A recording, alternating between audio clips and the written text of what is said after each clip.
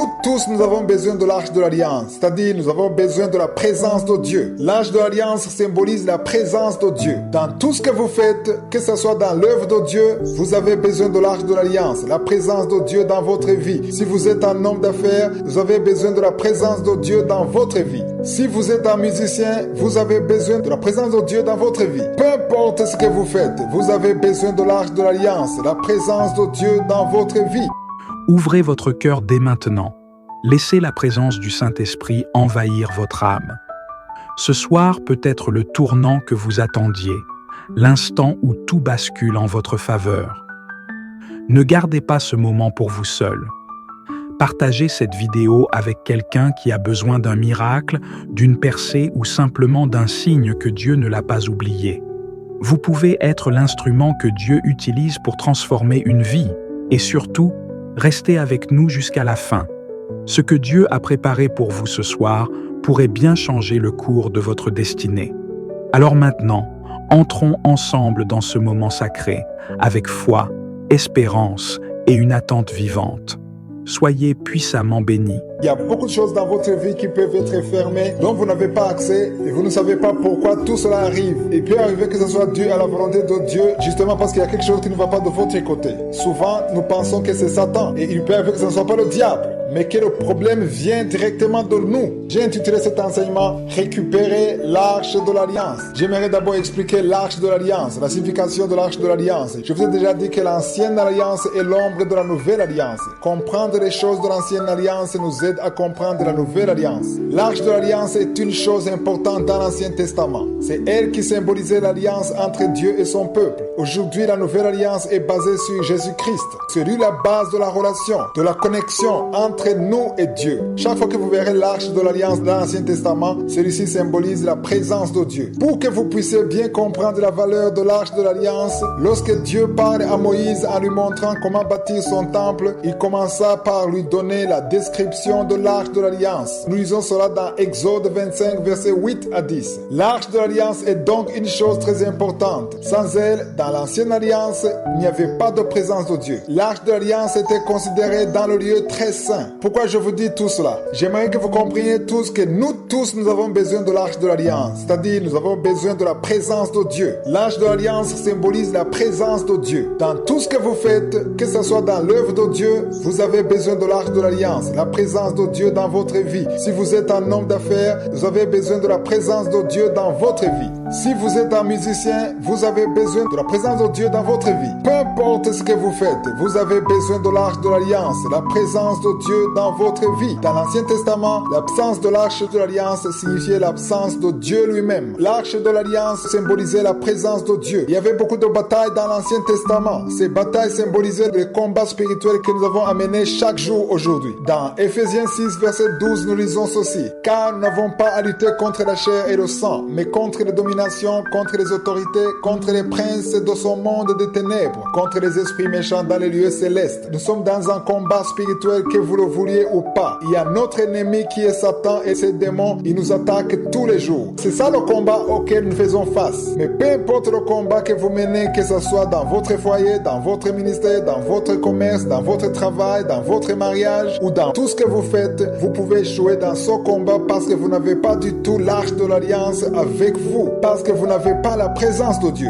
Vous avez besoin d'être avec Dieu. On a besoin de la présence de Dieu. S'il est avec vous, cela ne veut pas dire que vous n'aurez plus à combattre, mais dans ce combat, Dieu combattra pour vous et vous aurez la victoire car Dieu sera avec vous. Je vous donnerai l'exemple d'une histoire de la Bible où on parle de l'arche de l'Alliance. Chaque fois que les enfants d'Israël étaient à la guerre, ils remportaient la victoire parce qu'ils avaient avec eux l'arche de l'Alliance. Une chose s'est passée, ils ont perdu l'arche de l'Alliance et ils ont dû la récupérer. C'est pourquoi j'ai appelé cet enseignement récupérer l'arche de l'Alliance. Dans l'Ancienne Alliance, chaque fois qu'on parlait de l'arche de l'Alliance, on parlait de la présence de Dieu ou de la gloire de Dieu. Je souhaite à toute personne qui m'écoute d'avoir l'arche de l'Alliance. Les personnes qui ne sont pas sauvées sont très loin de Dieu. Ils sont éloignés des choses de Dieu, mais il y a des enfants de Dieu qui sont sauvés, qui ont accepté Jésus-Christ comme leur Seigneur et leur Sauveur, mais qui n'ont malheureusement pas pu garder la présence de Dieu. L'arche de l'Alliance. Il peut arriver qu'en tant qu'enfant de Dieu, vous marchez tout seuls sans la présence de Dieu. Pour bien comprendre, lisons une histoire de la Bible qui se trouve dans 1 Samuel 4. Voyons comment la Bible explique le rôle de l'arche de l'Alliance. Chaque fois qu'ils allaient à la guerre avec l'arche de l'Alliance, c'était comme s'ils étaient avec Dieu. Et Dieu combattait pour eux et ils remportaient toujours la victoire. J'aimerais vous dire que dans l'ancienne alliance, on combattait des ennemis de chair et de sang. C'était l'ombre du Nouveau Testament. Aujourd'hui, nous n'avons pas à combattre des ennemis physiques de chair et de sang, mais notre combat est spirituel. Nous lisons l'Ancien Testament pour qu'il nous enseigne comment nous devons combattre et remporter la victoire de la foi.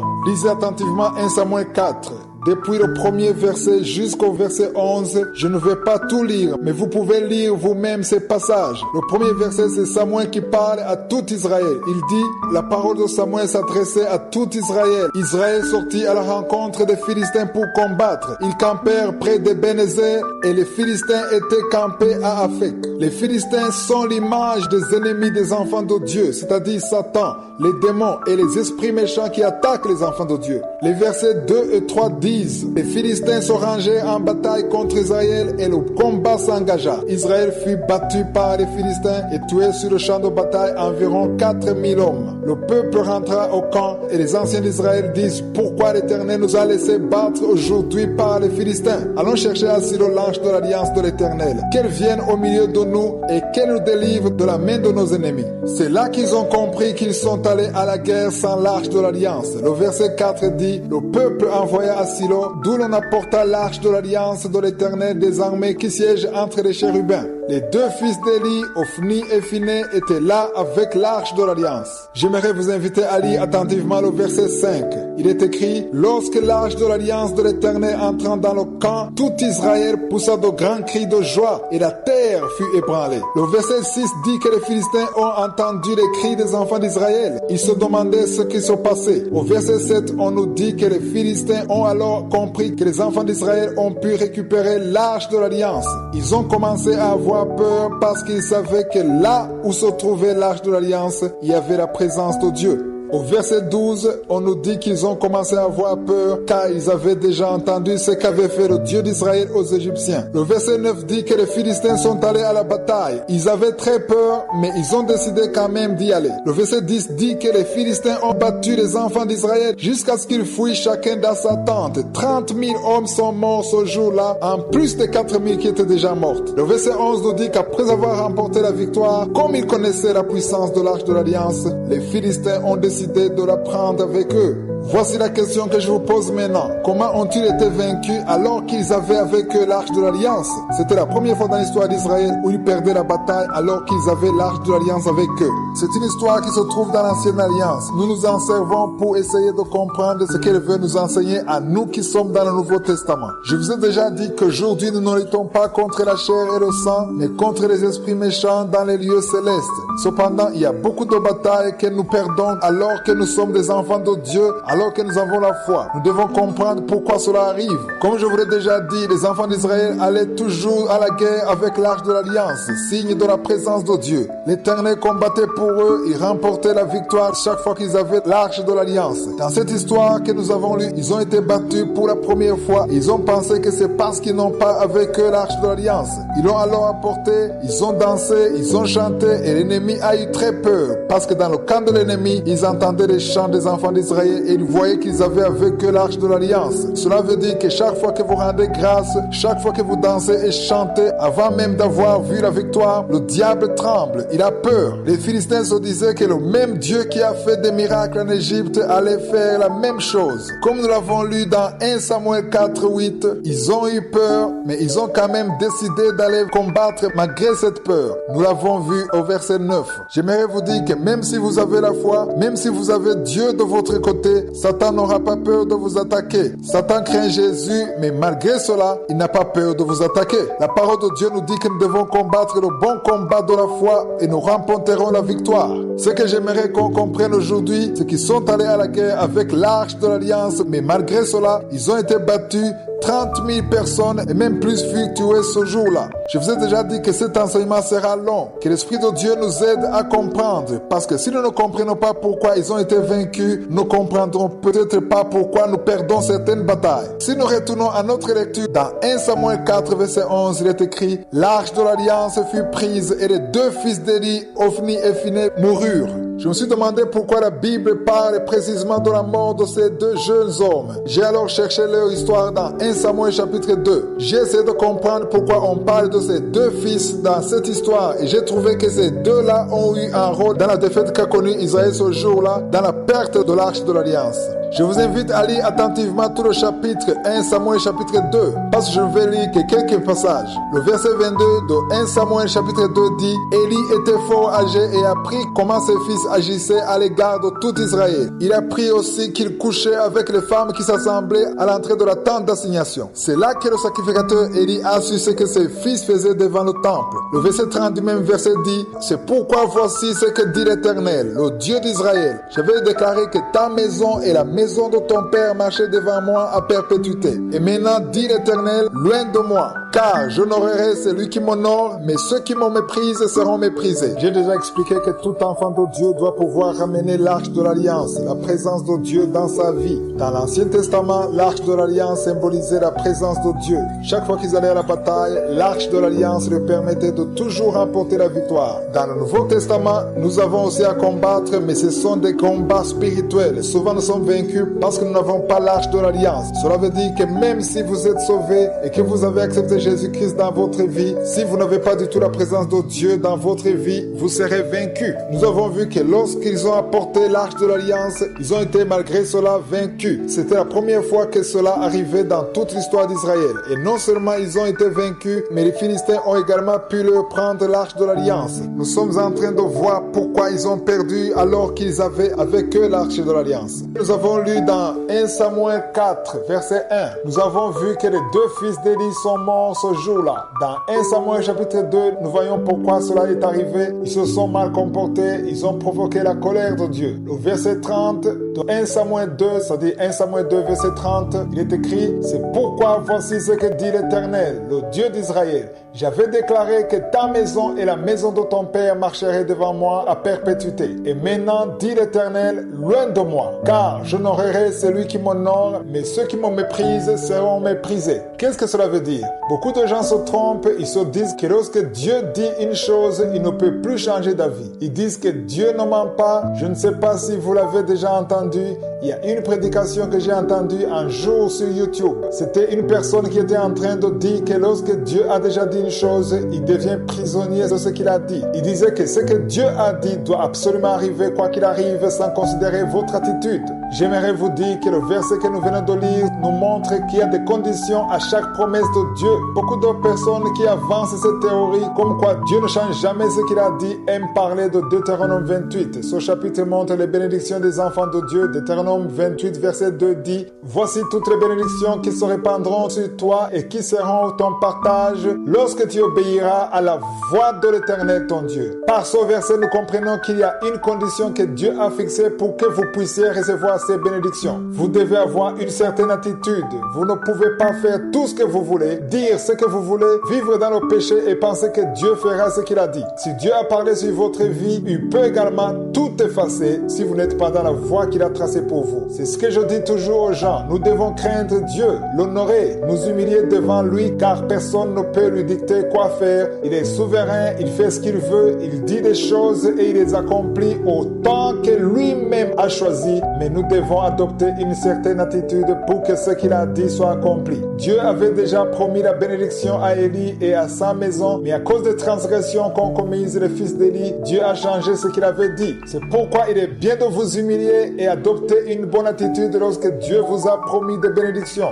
Vous devez marcher dans la sanctification et être là où il veut que vous soyez. C'est un enseignement un peu difficile mais très riche. Il y a des défaites que nous subissons sans savoir pourquoi cela nous arrive alors qu'il nous manque l'arche de l'Alliance. L'arche de l'Alliance est le symbole de la présence de Dieu. Il n'y a rien d'autre qui nous connecte à Dieu. Il n'y a qu'un seul médiateur, c'est Jésus-Christ. Vous pouvez vivre sans Jésus. L'arche de l'Alliance est le symbole de la présence de Dieu, c'est-à-dire Jésus-Christ. parce que c'est Jésus-Christ qui nous connecte à Dieu. Il n'y a qu'un seul médiateur entre Dieu et les hommes, et c'est Jésus-Christ. Il y a des gens qui vivent sans Jésus, c'est-à-dire les gens qui ne sont pas sauvés. Si vous n'êtes pas sauvés, vous vivez sans Jésus dans votre vie. Il y a d'autres qui perdent la présence de Dieu. Nous avons vu comment Israël a été battu alors qu'ils avaient avec eux l'arche de l'alliance. Vous devez être au bon endroit, là où il veut que vous soyez. Vous devez adopter une certaine attitude. Dans cette émission, j'aime vous rappeler Jérémie 29, 11, qui dit « Car je connais les projets que j'ai formés sur vous, dit l'Éternel,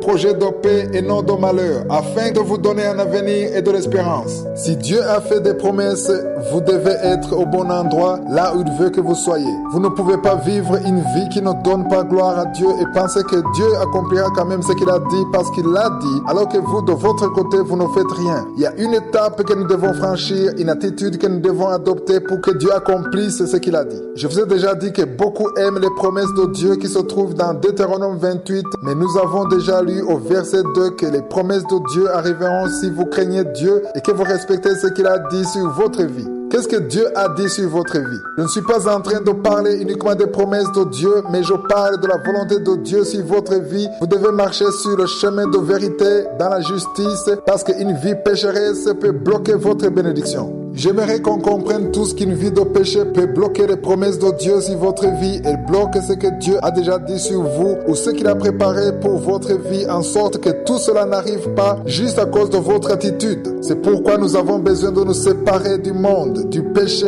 Nous avons besoin de marcher sur le chemin de la justice pour que ce que Dieu a préparé pour nous soit accompli. Je ne suis pas en train de parler de ce que vous voulez, mais de ce que Dieu a préparé pour vous. Souvent, le péché nous éloigne du plan de Dieu pour notre vie. Cela nous empêche de vivre les promesses de Dieu sur notre vie. Il y a des problèmes que nous pouvons rencontrer parce que nous ne sommes pas en train de vivre selon la volonté de Dieu pour notre vie. Cela ne veut pas dire que sur le chemin que Dieu a prévu pour vous, vous n'aurez pas du tout de problèmes. C'est vrai que vous pouvez rencontrer des difficultés, mais c'est bien d'en avoir lorsque c'est Dieu qui l'a permis pour qu'il vous prépare, pour qu'il vous forme et vous fortifie, pour vous briser et vous faire arriver au lieu qu'il a lui-même préparé. Mais si vous connaissez des problèmes parce que vous vivez dans le péché et que vous ne craignez pas Dieu ou que vous ne respectez pas la parole de Dieu, alors là c'est différent. Dieu peut changer ce qu'il a dit parce que vous ne l'avez pas craint, parce que vous avez vécu dans le péché. C'est pourquoi nous avons toujours besoin de nous repentir, de nous sanctifier. Chaque vendredi, je demande toujours aux gens qui ne sont pas sauvés de se repentir et d'accepter Jésus-Christ dans leur vie. Je l'ai dit dans la première partie de cette émission. Si vous n'êtes pas sauvé, si vous n'avez pas encore accepté Jésus-Christ dans votre vie, repentez-vous et acceptez-le dans votre vie. Commencez une nouvelle vie. Dieu mettra votre compteur à zéro. Vous commencerez une nouvelle vie sur le chemin de la justice. Il y a beaucoup de choses que Dieu a préparées pour vous, mais vous les connaîtrez si vous acceptez Jésus-Christ dans votre vie. C'est donc Jésus qui est l'arche de l'alliance. Lorsque vous acceptez Jésus-Christ, vous acceptez votre alliance, l'alliance entre vous et Dieu. Vous qui êtes en train de m'écouter, vous avez besoin de l'arche de l'alliance dans votre vie. Il y a des choses qui ne marchent pas comme il faut, que vous avez peut-être perdu parce que vous n'avez pas du tout l'arche de l'alliance, c'est-à-dire la présence de Dieu dans votre vie. Il se pourrait qu'à un certain moment de votre vie, vous aviez l'arche de l'alliance, mais l'ennemi vous l'a volée. Nous avons vu que le jour où les Philistins ont battu Israël, 34 000 personnes sont mortes et l'arche de l'alliance fut prise. De la même façon, le diable peut avoir pris votre arche, il peut avoir volé la présence de Dieu. Avant, vous sentiez la présence de Dieu, mais maintenant, vous ne sentez rien du tout. La présence de Dieu n'est plus là. Vous priez et vous ne pouvez plus tenir longtemps. Avant, il était facile pour vous de passer plus de temps dans la prière, mais aujourd'hui, vous ne pouvez plus le faire parce que l'ennemi vous a volé l'arche de l'alliance. Vous devez récupérer l'arche de l'alliance. C'est là que vous verrez la victoire. Il y a beaucoup de défaites que nous connaissons parce que l'arche de l'alliance n'est plus là. Les choses marchent de travers dans votre famille, dans votre mariage, parce qu'il n'y a pas l'arche de l'alliance. Lorsque l'arche de l'alliance est là, Dieu lui-même descend et règne dans votre vie. C'est ce que je suis en train de vous enseigner. Vous avez besoin de récupérer l'arche de l'alliance.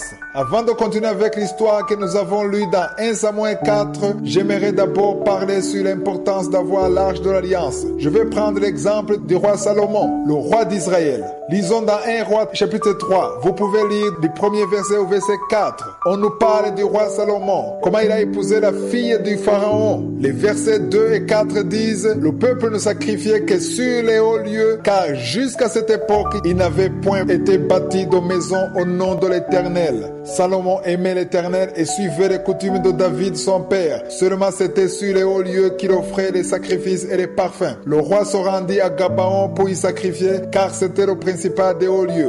Salomon offrit 1000 holocaustes sur l'autel. J'aimerais vous dire que l'arche de l'Alliance ne se trouvait pas à Gabaon, mais il se trouvait à Jérusalem. En d'autres mots, Salomon offrait plusieurs sacrifices dans un endroit où il n'y avait pas de présence de Dieu. La présence de Dieu se trouvait là où il y avait l'arche de l'Alliance. Salomon faisait tout ça sans considérer le fait qu'il n'y avait pas la présence de Dieu. De la même façon, il y a des gens qui sont en train de servir Dieu, de soutenir l'œuvre de Dieu, qui font beaucoup de choses alors qu'il leur manque l'essentiel, c'est-à-dire l'arche de l'Alliance.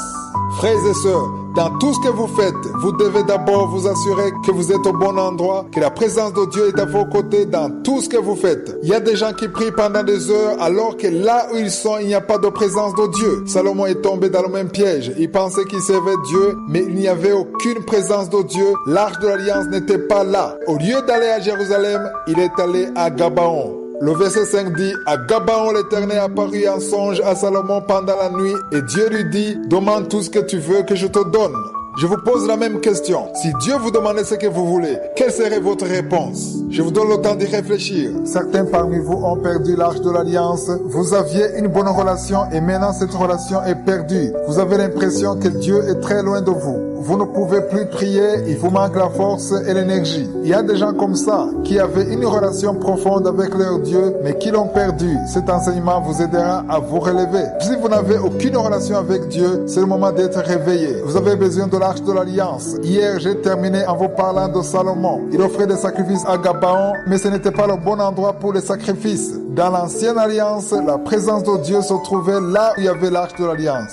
C'est vrai aujourd'hui, dans la nouvelle alliance, la présence de Dieu est partout. Si vous croyez en Dieu, la présence de Dieu se trouve en vous. Vous êtes le temple de Dieu si vous acceptez Jésus-Christ comme votre Seigneur et votre Sauveur. Mais dans l'Ancien Testament, là où était l'arche de l'Alliance, c'est là où se trouvait la présence de Dieu. Salomon se trouvait au mauvais endroit parce que l'arche de l'Alliance se trouvait à Jérusalem. La nuit, Dieu le visita parce qu'il avait aimé son cœur. Le verset 5 dit dans 1 Roi chapitre 3, à Gabaon, l'Éternel apparut en songe à Salomon pendant la nuit et Dieu lui dit, demande ce que tu veux que je te donne. Si Dieu vous demandait ce que vous voulez, quelle serait votre réponse? Beaucoup de gens diraient une maison, une voiture, une femme, un enfant, la richesse. Chacun dirait ce qui lui tient à cœur. Mais Salomon a répondu ceci au verset 6. Il a dit, tu as traité avec grande bienveillance ton serviteur David, mon père, parce qu'il marchait en ta présence dans la fidélité, dans la justice et dans la droiture de cœur avec toi. Tu lui as conservé cette grande bienveillance et tu lui as donné un fils qui est assis sur son trône comme on le voit aujourd'hui. Au verset 7 et 9, il dit, maintenant, Éternel mon Dieu, tu as fait régner ton serviteur à la place de David, mon père, et moi je ne suis qu'un jeune homme, je n'ai point d'expérience. Ton serviteur est au milieu du peuple que tu as choisi, peuple immense qui ne peut être ni compté ni nombré à cause de sa multitude. Accorde donc à ton serviteur un cœur intelligent pour juger ton peuple, pour discerner le bien du mal. Car qui pourrait juger ton peuple, ce peuple si nombreux? Salomon n'a pas demandé de l'argent, il n'a pas demandé la gloire, la richesse de tout genre, une si longue vie, mais il a demandé la sagesse et l'intelligence. J'aimerais vous dire que ce dont vous avez besoin, c'est la sagesse. Salomon n'a pas demandé la richesse, mais il a demandé la sagesse. Le verset 10 dit, c'est-à-dire 1 Roi 3, verset 10, cette demande de Salomon plut au Seigneur. Vous devez savoir qu'il plairait à Dieu de vous entendre demander la sagesse. J'aimerais vous dire que si vous avez la sagesse, il sera facile pour vous d'obtenir la richesse. Si vous avez la sagesse, vous aurez facilement tout ce dont vous voulez.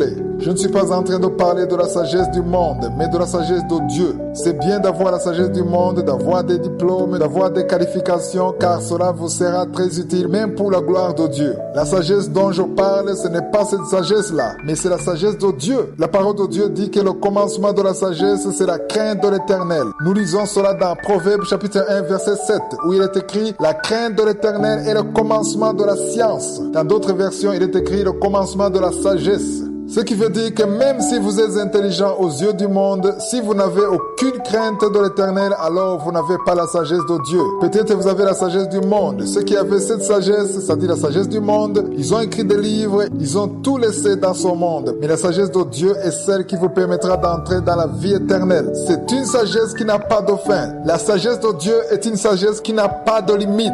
C'est une sagesse qui vous permet de vous rapprocher de Dieu et de vivre éternellement. Avant, il offrait ses sacrifices à Gabaon. Il offrait beaucoup de sacrifices sans savoir qu'il n'y avait pas de présence de Dieu. La présence de Dieu se trouvait normalement à l'endroit où se trouvait l'arche de l'Alliance, c'est-à-dire à Jérusalem. Dieu n'était pas impressionné par les sacrifices, mais il veut d'abord être là où vous êtes, être avec vous. Offrir des sacrifices, c'est bien, mais vous devez le faire dans un endroit où il y a la présence de Dieu. Frères et sœurs, la seule chose que vous devez faire, c'est chercher à être là où se trouve la présence de Dieu. Hier, j'ai terminé en vous disant que vous avez besoin de l'intelligence.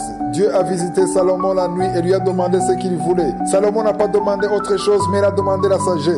Nous avons lu dans 1 Roi 3, verset 10, où il est écrit « Cette demande de Salomon plut au Seigneur ». Voyons ce que Dieu lui a répondu au verset 11. Il est écrit « Et Dieu lui dit, puisque c'est là ce que tu demandes, puisque tu ne demandes pour toi ni une longue vie, ni les richesses, ni la mort de tes ennemis, et que tu demandes de l'intelligence pour exercer la justice. » Le verset 12 continue en disant « Voici, j'agirai selon ta parole. Je te donnerai un cœur sage et intelligent, de telle sorte qu'il n'y aura eu personne avant toi, et qu'on ne verra jamais personne de semblable à toi. » J'aimerais vous dire que depuis le temps de Salomon jusqu'à ce jour, il n'y a personne qui est aussi sage que Salomon, parce que Dieu lui a dit que personne d'autre n'aura une telle sagesse. Au verset 13, il est écrit « Je te donnerai en outre ce que tu n'as pas demandé, de richesse et de la gloire, de telle sorte qu'il n'y aura pendant toute ta vie aucun roi qui soit ton pareil. » J'aimerais vous dire que lorsque vous vous souciez des choses de Dieu, des intérêts de Dieu, il vous donnera même ce que vous n'avez pas demandé. Jésus l'a dit dans Matthieu 6,33 que nous devons nous soucier du royaume de Dieu et de sa justice et que tout le reste nous sera donné. Que ce soit une famille, une femme, les richesses,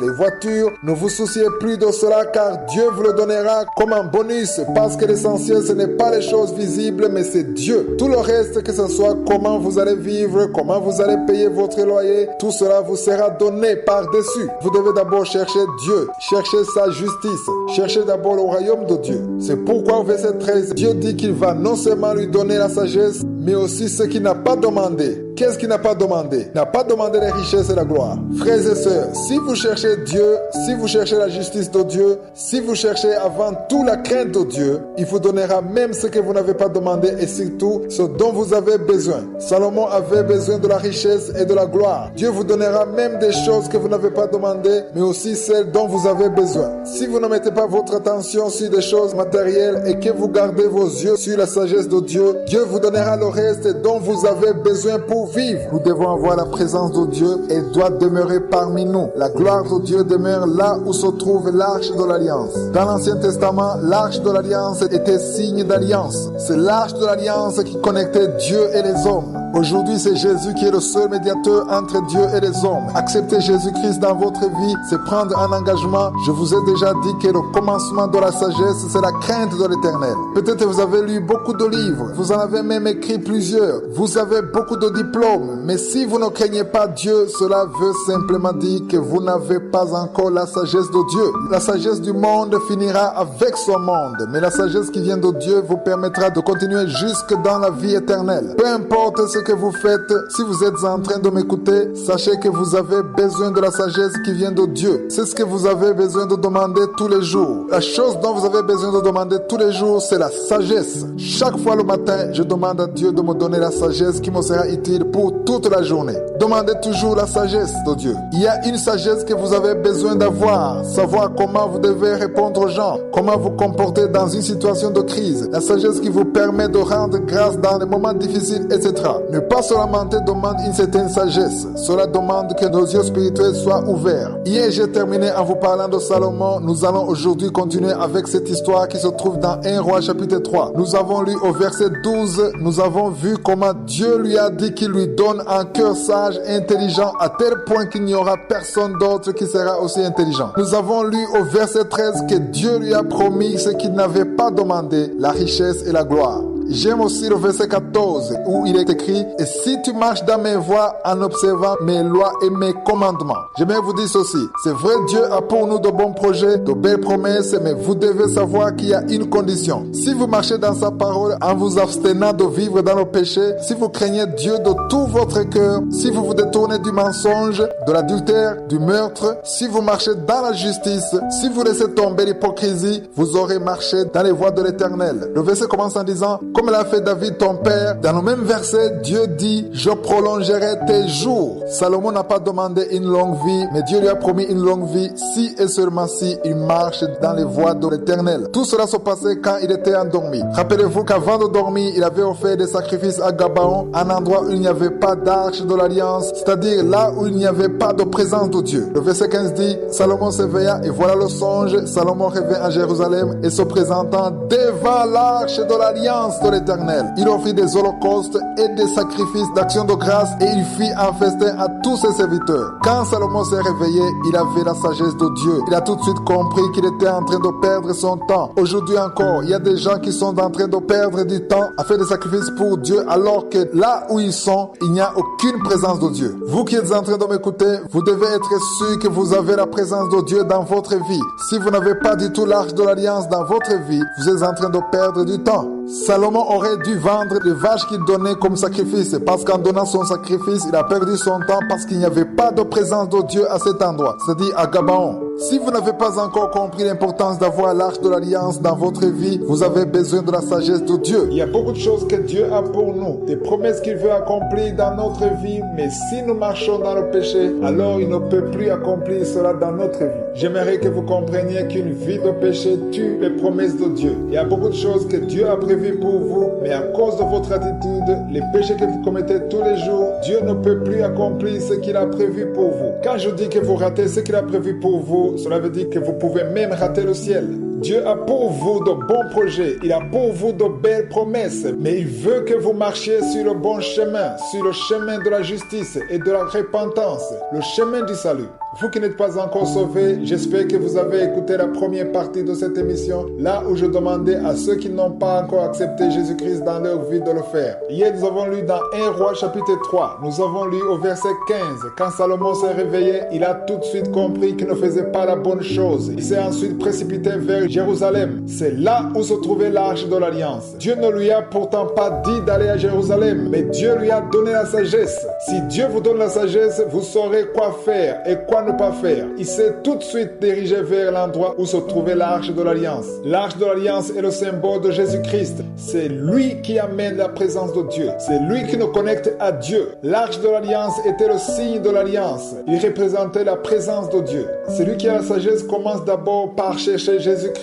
Vous qui n'avez pas encore cherché Jésus-Christ, vous avez besoin de la sagesse. Une sagesse qui vous ouvrira les yeux spirituels afin que vous puissiez l'accepter dans votre vie. Tout ce que vous faites, si vous n'avez pas Jésus-Christ dans votre vie, vous perdez votre temps. Même si vous avez de l'argent, même si vous avez des richesses, même si vous avez fait beaucoup d'études, écrit beaucoup de livres, tout ça ne sert à rien si vous n'avez pas encore accepté Jésus-Christ comme votre Seigneur et votre Sauveur. Au verset 15, il est écrit, Salomon s'éveilla et voilà le songe. Salomon revint à Jérusalem et se présenta devant l'arche de l'alliance. En d'autres mots, même si on ne le dit pas dans la Bible, je pense que Salomon s'est réveillé en se demandant ce qu'il faisait là. Il a tout de suite compris qu'il était en train de perdre son temps. Il a alors décidé d'aller là où se trouvait l'arche de l'alliance. Le verset continue en disant, il offrit des holocaustes et des sacrifices d'action de grâce et il fit un festin à tous ses serviteurs. Frères et sœurs, Dieu se trouve là où se trouve l'arche de l'alliance. C'est pourquoi même si vous avez l'arche de l'alliance dans votre vie, vous devez marcher sur le chemin de la justice. Repentez-vous. Si vous ne vous repentez pas, même si vous avez l'arche de l'alliance dans votre vie, elle ne vous servira à rien si vous vivez dans le péché. J'aimerais que vous ayez vous aussi la révélation qu'a eu Salomon, sans considérer votre niveau d'études, votre niveau de vie. Là où vous avez grandi, vous devez apprendre à vivre avec Dieu. Vous repentir et marcher marcher avec Dieu. Toute personne a besoin de l'arche de l'alliance dans tout ce qu'elle fait. J'ai besoin de l'arche de l'alliance dans ma vie de prière. Vous avez besoin de l'arche de l'alliance dans votre commerce, dans votre mariage, dans votre famille. Vous avez besoin de la présence de Dieu dans tout ce que vous faites. Nous avons lu dans l'ancienne alliance et nous avons déjà compris que l'arche de l'alliance est le signe d'alliance entre Dieu et l'homme. C'est le symbole de Jésus-Christ aujourd'hui. Quand les enfants d'Israël étaient seuls et qu'ils n'avaient pas l'arche de l'alliance avec eux, ils n'avaient aucun pouvoir. Dieu n'était pas avec eux. Dans toutes les batailles qu'ils livraient, ils remportaient toujours la victoire chaque fois qu'ils avaient avec eux l'arche de l'alliance. Cependant, une fois dans l'histoire, ils ont été battus alors qu'ils avaient avec eux l'arche de l'alliance. Nous avons vu que la cause était qu'il y avait eu un acte qui avait suscité la colère de Dieu. Cela a fait qu'ils ont perdu la bataille alors qu'ils avaient avec eux l'arche de l'alliance. Je suis en train de faire un bref rappel pour ceux qui n'ont pas pu suivre les premières parties. Ce que nous avons compris, c'est que lorsqu'on marche dans la bonne voie, Dieu est avec nous. Cela ne veut pas dire que lorsque vous ne vivez pas dans le péché, vous n'aurez aucun problème. Cela veut dire que dans n'importe quelle situation, Dieu sera avec vous. Il y a des problèmes que Dieu laisse exprès dans notre vie parce qu'il y a un objectif, parce qu'il y a un plan qu'il veut accomplir dans notre vie. Mais il y en a d'autres que vous avez juste parce que vous avez abandonné Dieu. Pour garder la présence de Dieu, vous devez vivre selon la volonté de Dieu pour votre vie. Vous devez marcher selon le plan qu'il a pour votre vie. La semaine passée, nous avons terminé en parlant de Salomon. Nous avons vu comment Dieu l'a visité dans un songe. Dieu lui a demandé ce qu'il voulait. Il n'a pas demandé la richesse, la gloire. Il n'a même pas demandé une longue vie, mais il a demandé la sagesse. La parole de Dieu dit dans 1 Roi 3, verset 10, que cette demande de Salomon plut à l'Éternel. Il lui a accordé ce qu'il avait demandé, c'est-à-dire la sagesse qu'il avait et qu'il n'aurait aucune autre personne sur terre. En plus de cela, il lui a donné la richesse et la gloire. Nous avons alors compris que lorsque nous allons devant Dieu, le plus important, ce n'est pas de demander des choses matérielles, mais c'est de chercher le royaume de Dieu. Jésus dit dans Matthieu 6, 33 ceci: cherchez premièrement le royaume et la justice de Dieu, et toutes ces choses vous seront données par-dessus. Chaque fois que vous allez devant Dieu, il faut toujours savoir ce que vous demandez à Dieu. Si vous obtenez la sagesse de Dieu, vous aurez eu tout ce qu'il vous faut. Je le répète, avoir la sagesse de Dieu, c'est avoir tout. Tous les problèmes que vous avez, si vous aviez eu la sagesse qu'il faut, ces problèmes auraient déjà été résolus. Lorsque vous avez la sagesse de Dieu, Dieu lui-même vous montre ce que vous avez à faire. Vous êtes alors conduit par l'Esprit de Dieu. Je l'ai déjà dit et je le répète, la vraie sagesse, c'est de craindre l'Éternel. Nous l'avons lu dans Proverbe 1, verset 7, où il est dit: la crainte de l'Éternel est le commencement de la science ou de la sagesse. Si vous ne craignez pas Dieu, si Dieu n'a pas de valeur pour vous, même si vous avez fait beaucoup d'études, cette connaissance que vous avez acquise ne vous servira pas à grand chose, car sa valeur est limitée dans le temps. Mais la sagesse que Dieu donne, c'est une sagesse qui vous montre que même dans le cas où vous quittez cette vie, vous allez directement au ciel. La sagesse que Dieu donne vous fera comprendre que nous ne sommes que des passagers dans son monde. Il y a une autre vie que nous sommes censés préparer. Nous sommes venus préparer cette vie céleste. Plusieurs d'entre vous ont perdu l'arche de l'alliance. Avant, vous sentiez la présence de Dieu, mais aujourd'hui, vous l'avez perdu. Vous ne voulez plus prier, vous ne voulez plus servir Dieu. Il y en a d'autres qui ne l'ont pas perdu parce que tout simplement, ils ne l'ont jamais eu. Lorsque Salomon a eu la sagesse de Dieu, il s'est tout de suite précipité vers l'endroit où se trouvait l'arche de l'alliance. Tout ce que vous verrez dans l'Ancien Testament, tout ça a une signification dans le Nouveau Testament. C'est pourquoi je dis toujours aux gens ceci: vous n'avez pas besoin de Nouveau Testament seulement, mais vous avez besoin de toute la Bible. L'Ancien Testament est l'ombre du Nouveau Testament. Au début de cet enseignement, nous avons vu que les Israélites étaient en train de combattre les Philistins. Les Philistins ont remporté la victoire. 4000 personnes sont mortes. Ils se sont demandé pourquoi cette défaite. Ils ont alors compris qu'il fallait qu'ils aient avec eux l'arche de l'alliance. Ils sont allés la chercher et là aussi ils ont perdu la bataille. 30 000 personnes furent tuées. Ils ne comprenaient rien du tout. Mais nous avons vu la cause de cette défaite. Nous avons vu que les fils du sacrificateur Élie avaient commis des péchés et ont provoqué la colère de Dieu. Dieu a alors annulé toutes les promesses qu'il avait dites sur la maison du sacrificateur Élie. Nous avons vu que lorsque Dieu donne une promesse, la promesse ne doit pas se réaliser tout simplement parce que Dieu l'a dit. Mais c'est votre attitude qui fera que la promesse de Dieu sur votre vie se réalise. Il y a des choses que Dieu a dites sur vous. Il y en a d'autres que vous avez vues dans des songes ou dans des visions, des prophéties qu'on maintenant dites sur votre vie, votre attitude peut bloquer la bénédiction de Dieu sur votre vie. Nous avons vu cela dans 1 Samuel 2, verset 30, où il est écrit « C'est pourquoi voici ce que dit l'Éternel, le Dieu d'Israël. J'avais déclaré que ta maison et la maison de ton père marcheraient devant moi à perpétuité. Et maintenant, dit l'Éternel, loin de moi, car j'honorerai celui qui m'honore, mais ceux qui me méprisent seront méprisés. » Dieu a besoin d'une attitude d'humilité pour pouvoir accomplir ce qu'il a dit. Quand les Philistins ont remporté la victoire, ils ont alors pris l'arche de l'Alliance. Pourquoi l'ont-ils prise?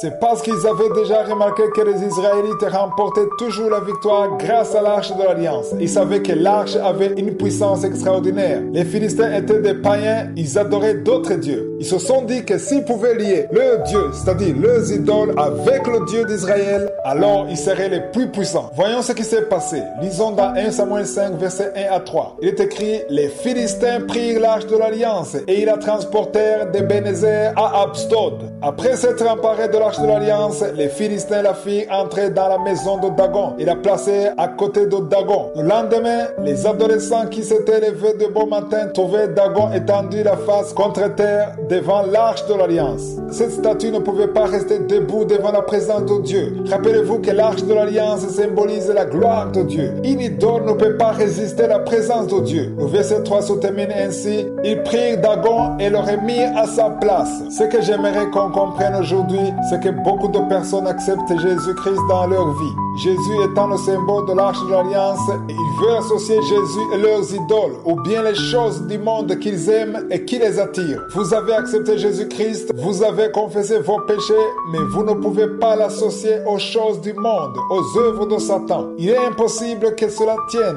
Les démons ne peuvent pas résister à la puissance de Jésus. Vous ne pouvez pas associer Jésus et les idoles. Vous ne pouvez pas associer Jésus et les œuvres de Satan. C'est ce que nous devons apprendre de ce passage. Ils ont dû relever Dagon. Demain, nous verrons ce qui s'est passé après cela. J'aimerais vous demander de prendre des notes et d'écrire ces versets bibliques que nous sommes en train de lire afin de pouvoir les méditer tranquillement. Ils pourront changer votre vie. Pourquoi doit-on récupérer l'arche de l'Alliance? Certains parmi nous ont perdu l'arche de l'Alliance, c'est-à-dire qu'ils ont perdu la présence de Dieu. Vous pouvez sentir que Dieu n'est plus avec vous. Par exemple, quand vous priez, vous vous lassez, vous ne voulez pas prier, c'est trop lourd pour vous, c'est ennuyeux. Pourquoi tout cela? Parce que vous avez l'impression que Dieu s'est éloigné de vous, mais ce n'est pas Dieu qui est loin, mais c'est vous qui êtes allé loin.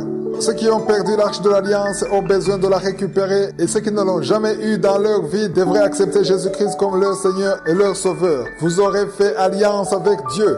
J'aimerais que vous compreniez pourquoi je suis en train d'enseigner sur ce sujet. C'est parce que l'Esprit de Dieu m'a montré que beaucoup de personnes ont perdu la présence de Dieu. Les prières n'ont plus la même puissance, le même effet. Ils font ce qu'ils veulent. Souvent, quand une personne ne fait que se lamenter, cela veut dire qu'elle n'a plus la présence de Dieu. Vous ne sentez plus la gloire de Dieu. Vous avez l'impression que vous êtes seul dans votre combat. Mais lorsque vous avez confiance en Dieu, lorsque vous vous attendez à Dieu, lorsque vous avez confié votre journée à Dieu, c'est que vous vous attendez que Dieu soit au contrôle de votre vie. Retournons au passage que nous avons lu hier. Nous avons vu que les Philistins ont pris l'arche de l'Alliance. Ils l'ont emporté dans leur temple, là où était leur idole qui s'appelait Dagon. J'ai bien expliqué que Satan ne peut pas résister à la présence de Dieu. Il ne peut pas vaincre la puissance du Tout-Puissant. Dans Psaume 22, verset 3, nous lisons ceci. Dans certaines versions, il s'agit du verset 4. Il est écrit « Pourtant, tu sièges au milieu des louanges d'Israël ». Cela veut dire que chaque fois que vous avez des problèmes, chaque fois que vous avez beaucoup de difficultés sans savoir comment vous en sortir, si vous voulez que Dieu descende dans votre situation, rendez grâce à Dieu. Ne vous lamentez plus. Rendez grâce dans le nom puissant de Jésus. Tout ce que vous faites, faites-le dans le nom de Jésus. Si vous rendez grâce et que vous confessez la grandeur et la puissance de Dieu, Dieu descendra dans vos problèmes. Les démons n'auront plus d'autre choix que de s'incliner devant la présence de Dieu, devant Dieu qui est descendu dans votre vie. Apprenez à combattre en attirant la présence de Dieu plutôt que de lutter en voulant affronter directement le diable. La meilleure façon de vaincre Satan, c'est d'attirer la présence de Dieu par l'action de grâce. C'est pourquoi ils ont trouvé leur statue par terre. Ils l'ont relevé et ils l'ont ensuite installé là où il était devant l'arche de l'Alliance. Aujourd'hui, il y a beaucoup d'enfants de Dieu qui veulent associer Dieu et les idoles, Jésus et les péchés, Jésus et le monde. Ils veulent se conformer à la vie du monde, au péché. C'est impossible. Vous ne pouvez pas associer l'arche de l'Alliance et Dagon. Dagon doit disparaître afin de laisser Jésus-Christ régner dans votre vie. Je l'ai déjà dit dit plusieurs fois. Dans 2 Corinthiens 5, verset 17, il est écrit « Si quelqu'un est en Christ, il est une nouvelle créature. Les choses anciennes sont passées, voici toutes choses sont devenues nouvelles. » Il ne faut donc pas associer Jésus et les œuvres de Satan. Il faut choisir qui suivre. Il faut éviter de tout mélanger. Retournons dans 1 Samuel 5, verset 4.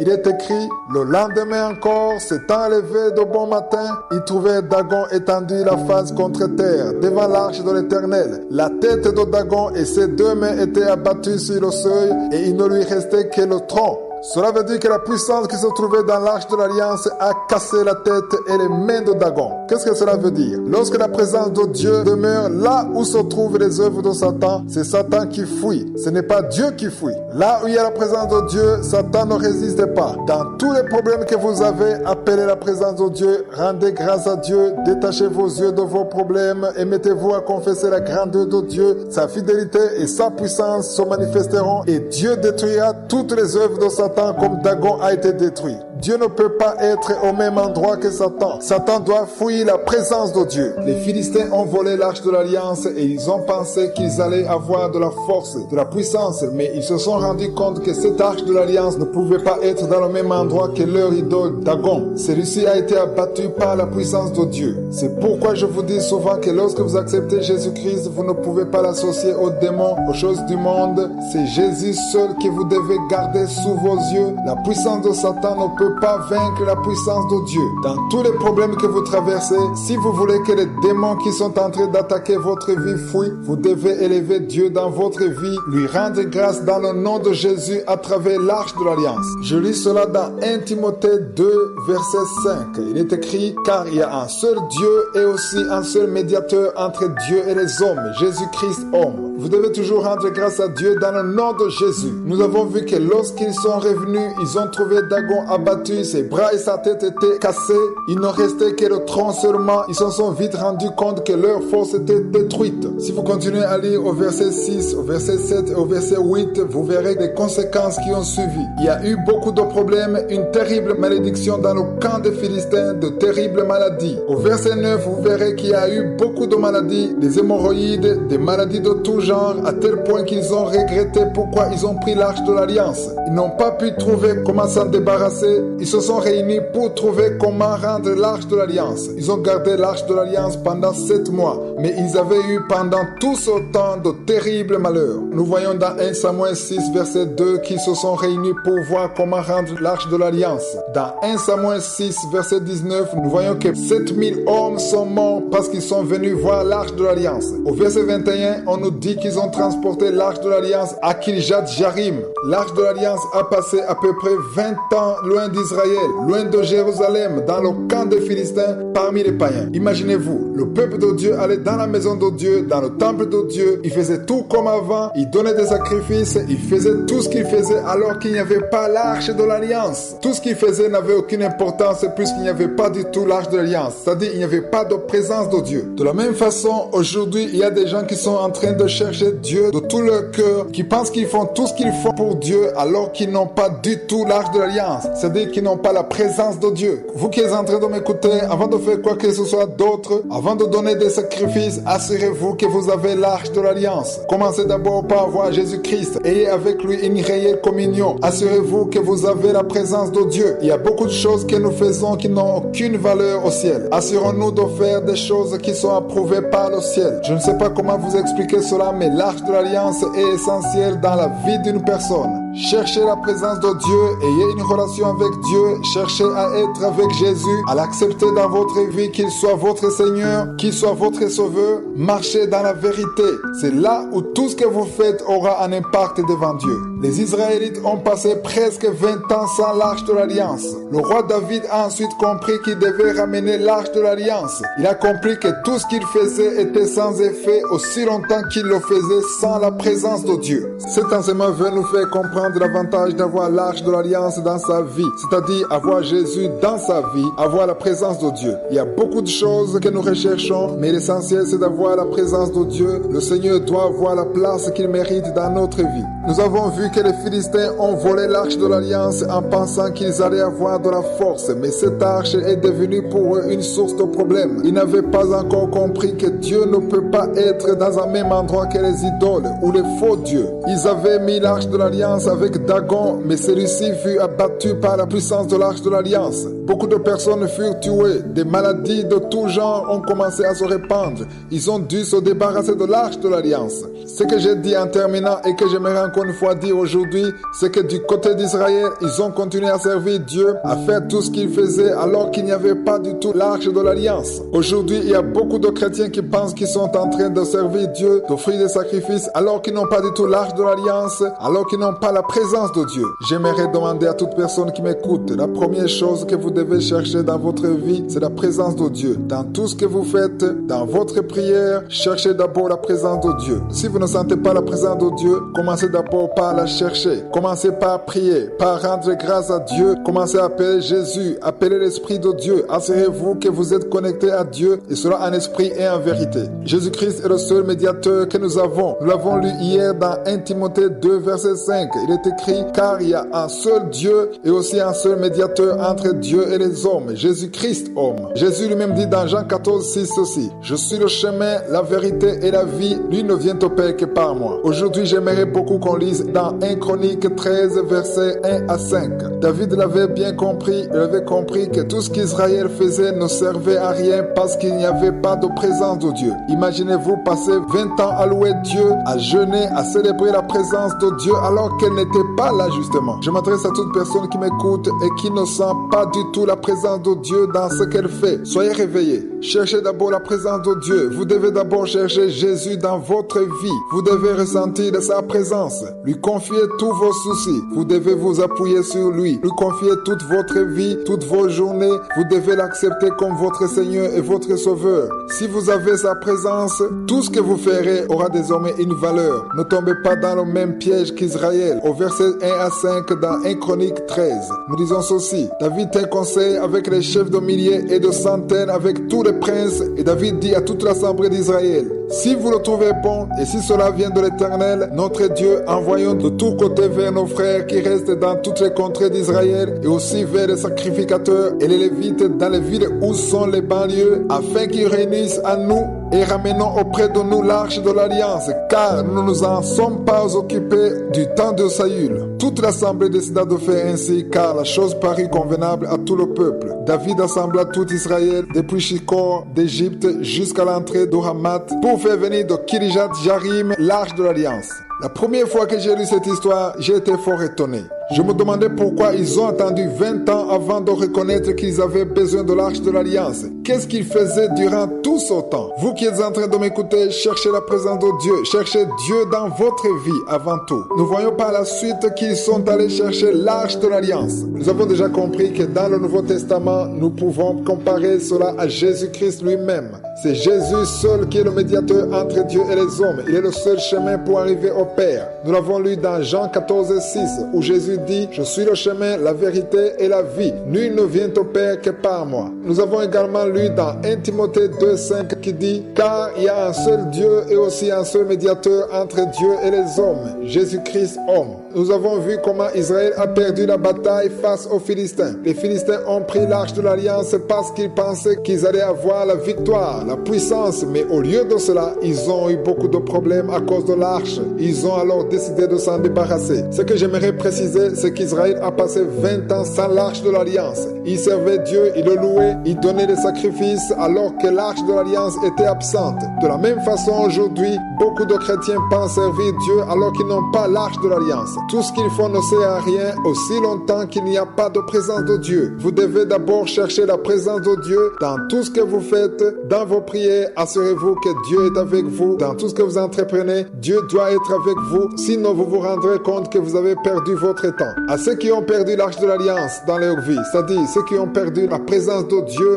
j'aimerais leur dire qu'ils doivent la récupérer. C'est pourquoi j'ai appelé cet enseignement « Récupérer l'arche de l'Alliance ». J'invite également ceux qui ne l'ont jamais eu à s'unir avec Jésus-Christ. C'est là où tout ce que vous faites aura un sens. Revenons à notre histoire. Je vous ai déjà dit que David a tenu une réunion pour voir comment récupérer l'arche de l'Alliance. Il a donné l'ordre pour qu'on aille la chercher. Nous l'avons lu dans 1 Chronique 13. Lisons maintenant le verset 6, c'est-à-dire 1 Chronique 13, verset 6. Il est écrit « Et David avec tout Israël monta à Baala, à Kirijat-Jarim, qui est à Juda, pour faire monter de là l'arche de Dieu, devant laquelle est invoqué le nom de l'Éternel qui réside entre les chérubins. » Rappelez-vous, je vous ai déjà dit que le plus important, ce n'est pas de ramener l'arche de l'Alliance, mais c'est la façon dont vous le faites.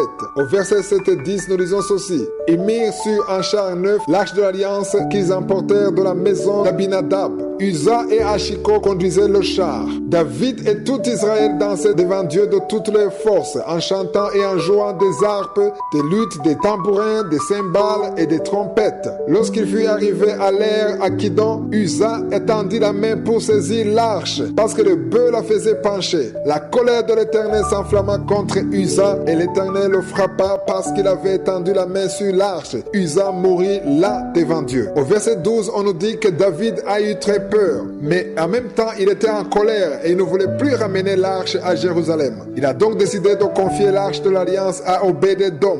David a été emporté par la colère. Il n'a pas compris pourquoi Uza est mort ce jour-là. Après avoir lu cette histoire, j'ai essayé de comprendre pourquoi Dieu a frappé Uza alors qu'il faisait une bonne action. Je me suis dit que j'aurais fait la même chose si j'avais été à sa place. Ce qui s'est passé alors, c'est que je suis allé chercher la signification du nom Uza. Son nom signifie la force humaine. Vous avez sans doute entendu le nom d'Ozias dans la Bible, ce qui veut dire en anglais Uzziah, qui veut dire la force divine. Il existe une force humaine et une force divine. Ce qui a irrité Dieu, ce sont deux choses. Premièrement, Dieu avait prévu que l'arche de l'Alliance ne devrait pas être transportée sur un char, mais elle devait être portée par des sacrificateurs seulement. Et ne devait jamais être portée d'une autre façon que sur les épaules des sacrificateurs. Deuxièmement, Uza n'avait pas le droit d'aller protéger l'arche de l'Alliance. Il n'était pas un sacrificateur. Dieu ne voulait pas qu'une force humaine le protège. Il a sa propre force. Uzziah ou Ozias en français veut dire la force divine, tandis que Uza signifie la force humaine. Pour le comprendre d'une façon spirituelle, cela veut dire qu'il y a des choses que nous faisons comme pour aider Dieu. Chaque fois que vous essayez d'aider Dieu,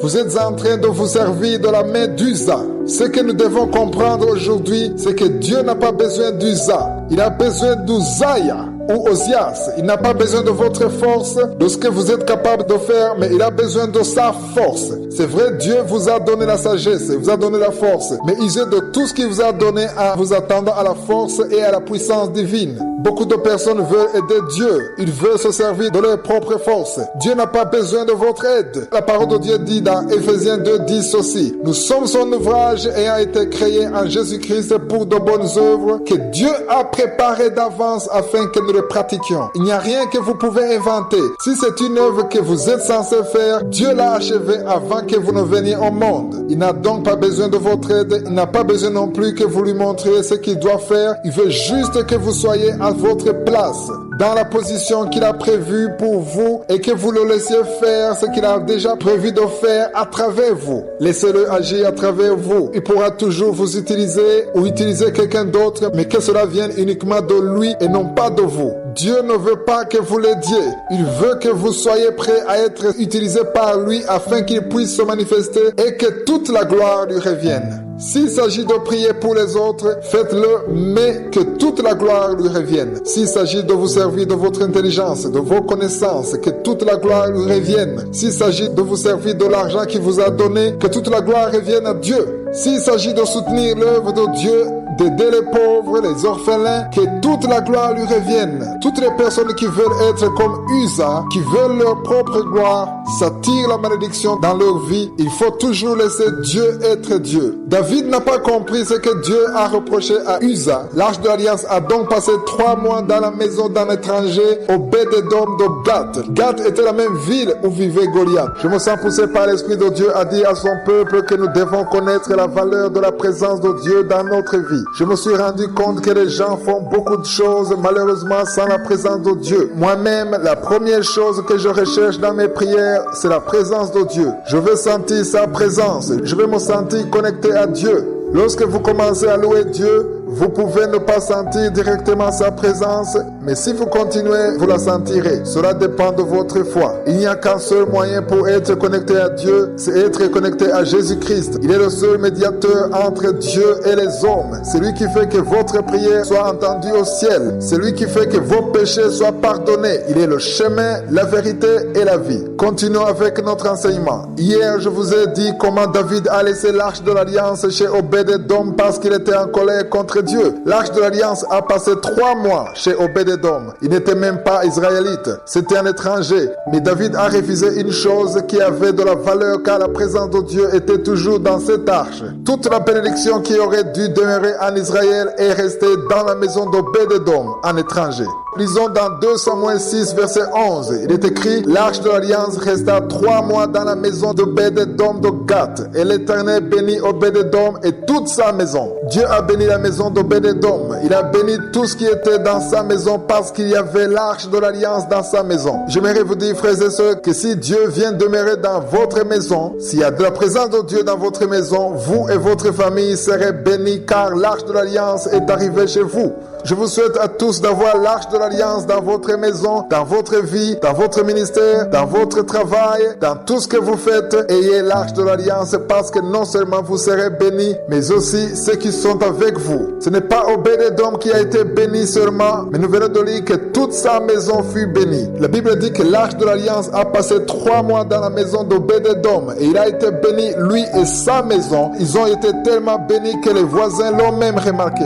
Quand Dieu vous bénit, même les voisins sont au courant. Vous ne pouvez pas cacher la bénédiction de Dieu. Même si vous êtes humble, vous ne pouvez pas cacher la bénédiction de Dieu. Les gens se demanderont ce qui vous arrive. Ils se rendront finalement compte que vous avez été visité par l'Éternel. Ils se demanderont comment vous avez eu une telle bénédiction. C'est ce qui s'est passé chez Obed-Édom. Au verset 12, nous lisons ceci. On vint dire au roi David, l'Éternel a béni la maison d'Obed-Édom et tout ce qui est à lui à cause de l'Arche de l'Alliance. J'aimerais vous dire que beaucoup de prédications parlent de la bénédiction de Dieu, mais ce qu'elles ne disent pas, c'est que cette bénédiction est liée à l'Arche de l'Alliance. Pour avoir la bénédiction de Dieu, il ne suffit pas de confesser, d'avoir la foi, mais il faut plutôt avoir l'Arche de l'Alliance, qu'elle demeure dans votre vie. C'est-à-dire, il faut avoir la présence de Dieu dans votre vie. L'Arche de l'Alliance, c'est Jésus-Christ lui-même. Si vous avez Jésus dans votre vie, vous aurez la justice. Vous n'allez pas vous comporter n'importe comment. C'est ce que je vais continuer à expliquer dans cet enseignement. Nous verrons que la bénédiction suit toujours la présence de Dieu, elle suit toujours la présence de Jésus. Ne cherchons pas premièrement la bénédiction,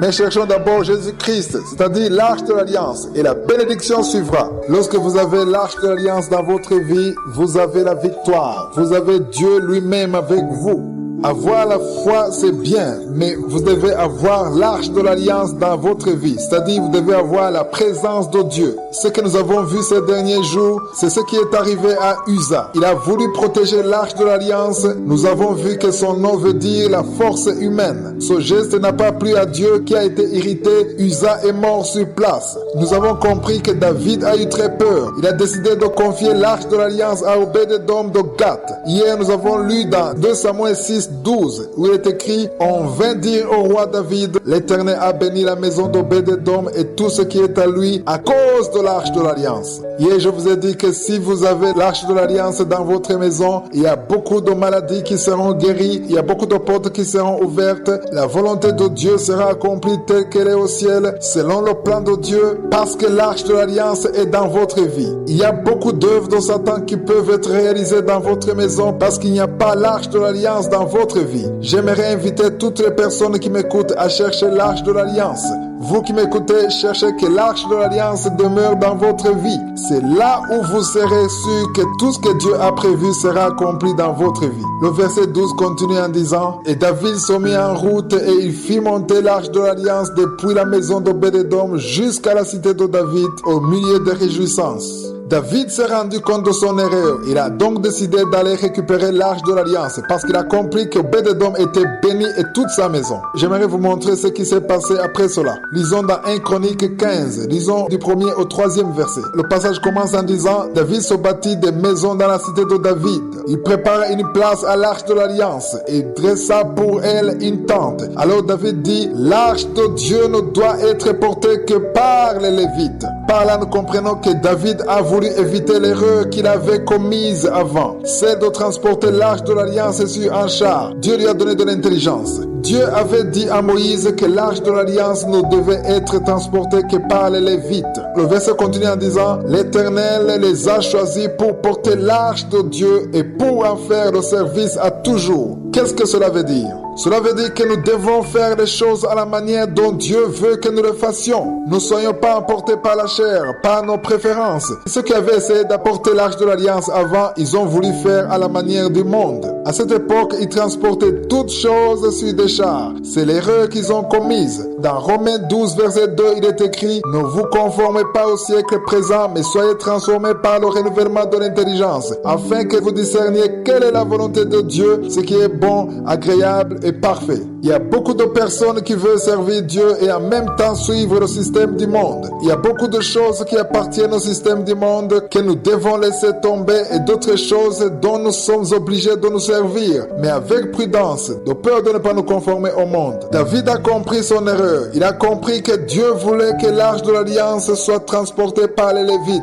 Pourquoi je dis que David l'a compris? C'est parce qu'au verset 13, dans 1 Chronique 15, il est écrit « Parce que vous n'y étiez pas la première fois, l'Éternel notre Dieu nous a frappés, car nous ne l'avons pas cherché selon la loi. » J'aimerais que nous comprenions la signification de récupérer l'arche de l'Alliance dans sa vie. Ramener la présence de Dieu dans votre vie, c'est un acte d'une très grande valeur. Beaucoup d'entre nous faisons des choses mécaniquement et nous pensons que nous sommes acceptés devant Dieu, alors que ce n'est pas le cas parce que la présence de Dieu n'est pas avec nous. Mais maintenant, je sens la puissance de Dieu visiter tout ce monde qui m'écoute, car Dieu veut que nos yeux soient ouverts. Il veut que nous fassions les choses comme il l'a prévu. Hier, nous avons vu que Dieu avait prévu que l'arche de l'Alliance serait transportée par les Lévites. L'erreur que David avait commise, qu'il a ensuite corrigée, c'est de faire transporter l'arche de l'Alliance sur un char. Ce qui veut dire que nous ne devons pas faire les choses à la manière du monde. Quelqu'un peut vous dire par exemple que pour vous marier, pour trouver votre partenaire pour la vie, vous devez faire ceci ou cela comme le monde le fait. Mais nous ne devons pas faire les choses à la manière du monde. Nous devons faire les choses comme Dieu l'a prévu. Il y a un plan que Dieu a pour vous.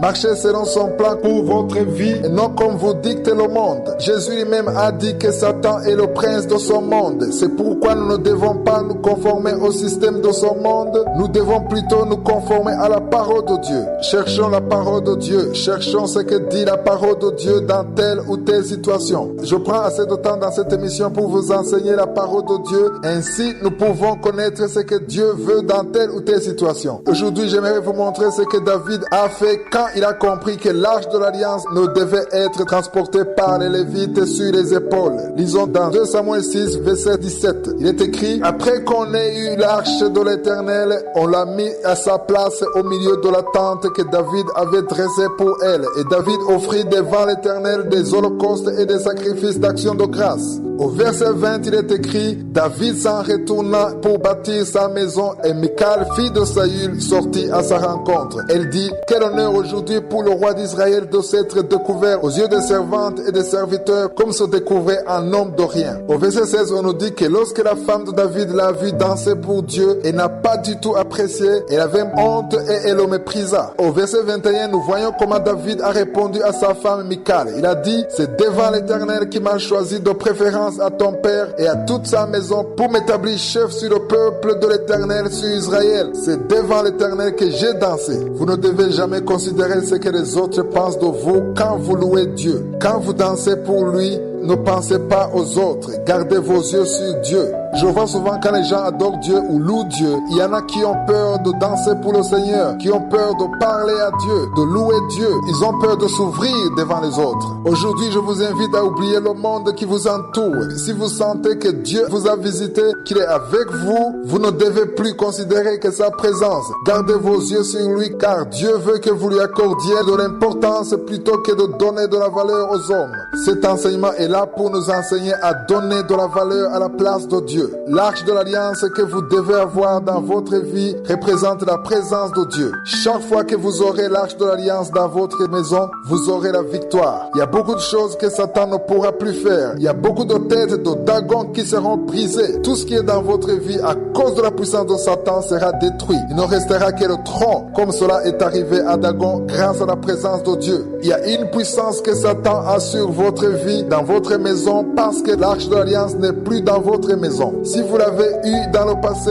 et que vous l'avez perdu, il est temps de la ramener. Si par contre vous ne l'avez jamais eu, il est temps de la chercher et de la voir. C'est-à-dire, il est temps d'accepter Jésus-Christ comme votre Seigneur et votre Sauveur. Il y a 4 choses que je veux que chacun d'entre nous apprenne à partir de cet enseignement. J'espère que vous prenez note. La première chose que nous avons apprise à partir de cet enseignement, c'est que nous devons laisser Dieu agir dans notre vie. Nous avons vu l'histoire d'Uza. Nous avons vu qu'il a essayé d'aider Dieu. Il a essayé de venir en aide à Dieu. Mais cela est devenu une malédiction pour lui. Nous avons appris à partir de cette histoire que Dieu ne veut pas de notre force, mais il veut que sa force agisse à travers nous et que toute la gloire lui revienne. Parfois, nous voulons faire les choses comme nous l'entendons et nous voulons même que toute la gloire lui revienne, mais nous devons comprendre que dans tout ce que nous faisons, que ce soit la force ou l'intelligence que Dieu nous a donnée, nous ne pouvons rien faire par nous-mêmes. Je vous ai expliqué que Uza signifie la force humaine. Uzaya ou Ozias en français veut dire la force de Dieu.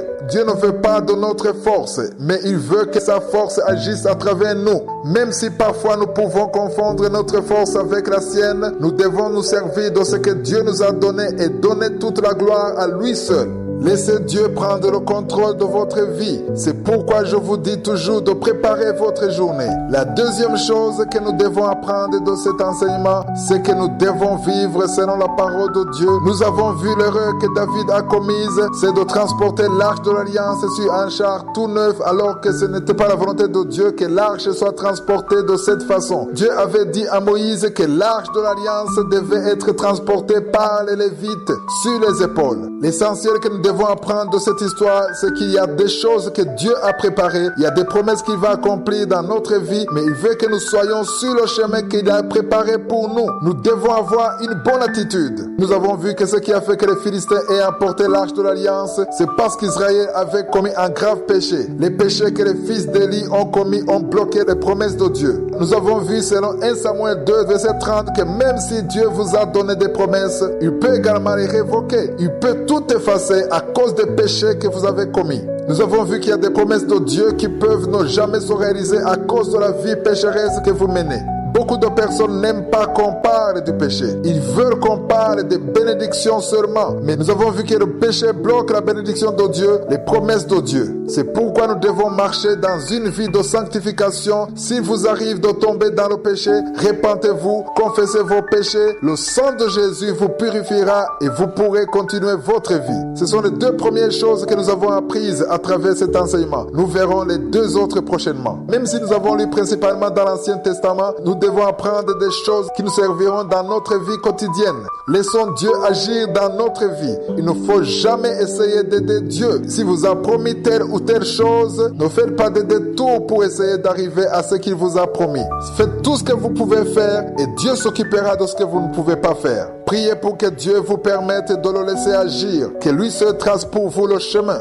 Marchons toujours sur le chemin qui est conforme au principe de Dieu. Marchons dans la droiture. Si Dieu le veut, il se manifestera. Il ne faut jamais essayer de partager la gloire avec Dieu. Que toute la gloire lui revienne et à lui seul. Nous n'avons plus l'arche de l'alliance, c'est-à-dire nous n'avons plus la présence de Dieu. Nous avons vu que les enfants d'Israël avaient toujours avec eux l'arche de l'alliance, symbole de la présence de Dieu. Nous avons vu qu'un jour les Philistins l'ont prise. Il leur manquait alors une chose très importante, c'est-à-dire la présence présence de Dieu dans leur vie. De la même façon, il y a des enfants de Dieu qui ont déjà perdu la présence de Dieu dans leur vie et les causes sont nombreuses. Peut-être vous avez perdu votre foi, vous ne voulez plus prier, vous vivez dans le péché alors qu'avant vous viviez dans la présence de Dieu. Il y a par contre ceux qui ne l'ont jamais eu dans leur vie. Ils ne se sont jamais connectés à Dieu. Ils ne connaissaient pas la présence de Dieu. Hier, je vous ai parlé de 4 choses que nous avons besoin d'apprendre sur cet enseignement. Je vous ai déjà parlé des 2 premières.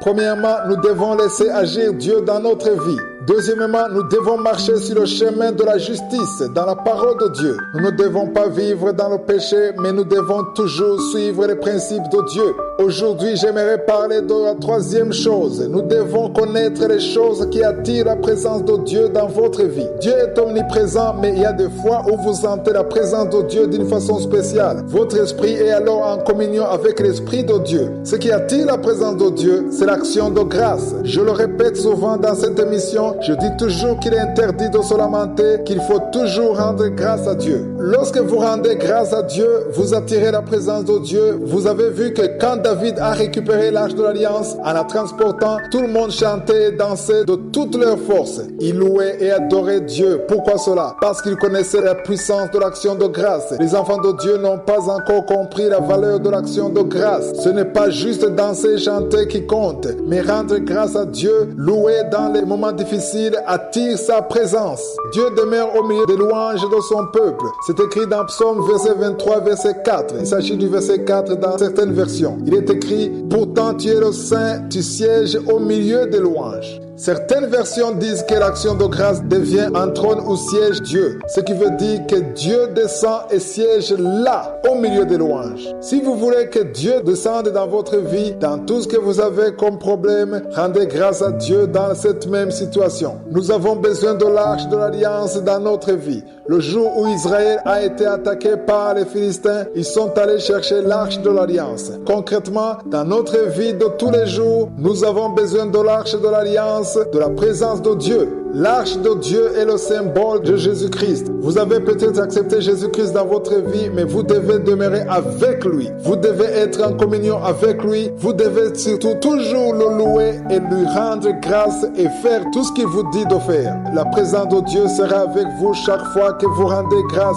Lorsque vous serez dans une situation difficile, si vous ne vous lamentez pas et que vous allez devant Dieu en le louant, si vous commencez à louer Dieu, Dieu sera touché par votre action de grâce, ce qui voudra simplement dire que vous croyez qu'il est capable de vous délivrer de vos problèmes. Faites-le même si les gens autour de vous ne peuvent pas le comprendre. Sachez que les autres ne considèrent pas la situation comme vous, car vous avez les yeux spirituels qui vous montrent que Dieu est capable de vous délivrer. J'aimerais vous dire qu'une maison remplie d'actions de grâce est remplie de la gloire de Dieu, de la présence de Dieu. Même si vous êtes hospitalisé, remplissez votre maison de l'action de grâce. Remplissez votre chambre, votre bureau de l'action de grâce. Que votre bouche soit toujours remplie de l'action de grâce. Que de votre bouche ne sortent que des paroles de vie, des paroles qui parlent de la grandeur de Dieu, de la création de Dieu, de l'amour de Dieu et surtout de la puissance de Dieu. Satan fuira dans votre vie. Rappelez-vous que quand les enfants d'Israël rendaient grâce, les Philistins avaient très peur. Ils ont eu peur de Dieu qui a autrefois conduit Israël hors d'Égypte.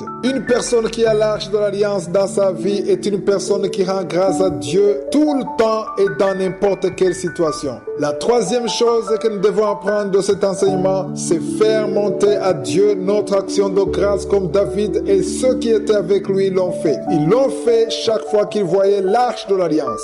Nous avons vu que l'arche apportait la présence de Dieu. Je vous ai dit qu'il y a 4 choses que nous devons apprendre de cet enseignement. Premièrement, nous avons vu que nous devons laisser Dieu agir dans notre vie. Nous ne devons pas essayer de l'aider ou de faire les choses par notre propre force. Deuxièmement, nous avons vu que nous devons vivre selon la volonté de Dieu. Nous ne devons pas vivre dans le péché, mais nous devons suivre le chemin de la justice selon les principes établis par Dieu. Nous avons vu que les promesses de Dieu ou les prophéties divines peuvent ne pas s'accomplir à cause d'une vie de péché. Troisièmement, nous avons vu que l'action de grâce attire la présence de Dieu. Lorsque vous rendez grâce, même dans les situations difficiles, votre action de grâce attire Dieu dans vos problèmes parce qu'au lieu de vous lamenter, vous avez rendu grâce à Dieu. ce qui montre que vous croyez qu'il est capable de vous délivrer. Aujourd'hui, j'aimerais qu'on parle de la quatrième chose que nous devons apprendre de cet enseignement, mais d'abord, lisons dans 1 Jean 4,12. Il est écrit, « Personne n'a jamais vu Dieu.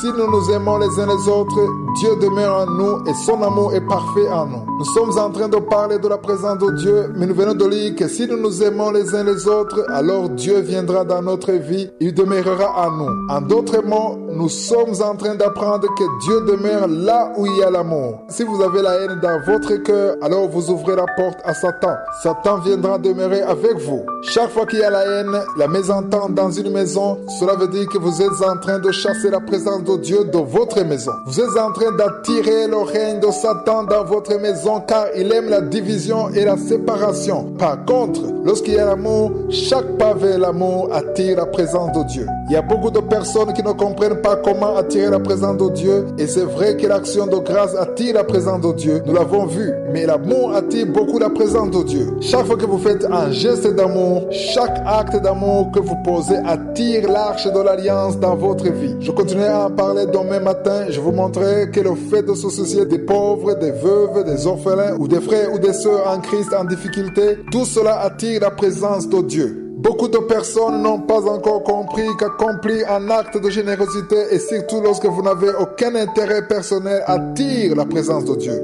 Quand vous vous souciez des gens qui sont malades, de ceux qui ont des problèmes, quand vous accomplissez un acte d'amour envers quelqu'un, nous venons de lire que dans cette même action, Dieu demeure avec vous.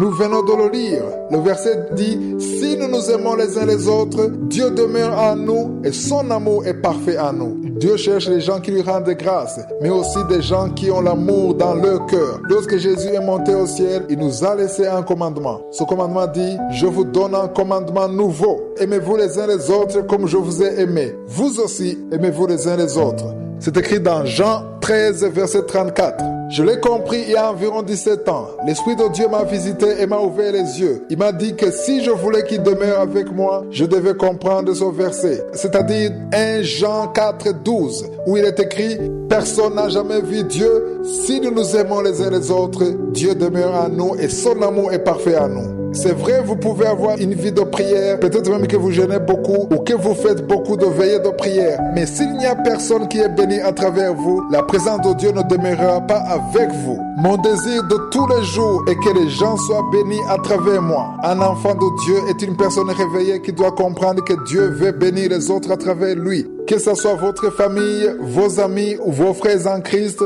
Dieu veut toujours que vous soyez un canal de bénédiction pour les autres. Beaucoup de personnes qui ne l'ont pas encore compris veulent toujours aller devant Dieu pour recevoir la bénédiction, mais ils n'ont pas encore compris que nous sommes appelés à être une bénédiction pour les autres. Si vous êtes une bénédiction pour les autres, c'est là que vous serez bénis pour que vous puissiez toujours avoir de quoi bénir les autres. Il n'est pas facile pour certains de le comprendre. Nous avons longuement parlé sur l'arche de l'Alliance. Nous avons compris ce que l'arche veut dire dans notre vie actuelle. Lorsque nous avons commencé l'enseignement, certains ne le comprenaient pas, mais maintenant beaucoup commencent à le comprendre. Je vous ai dit que tout ce qui s'est passé dans l'Ancienne Alliance est l'ombre des choses du Nouveau Testament. Aujourd'hui, il n'y a pas d'arche d'alliance, mais c'est un symbole de la présence de Dieu. Lorsque vous avez la présence de Dieu dans votre vie, vous savez que vous avez la bénédiction de Dieu avec vous. Vous avez la victoire. Vous savez que dans tout ce que vous faites, Dieu est avec vous. Dans l'Ancienne Alliance, partout où était l'arche de l'Alliance, il y avait la présence de Dieu.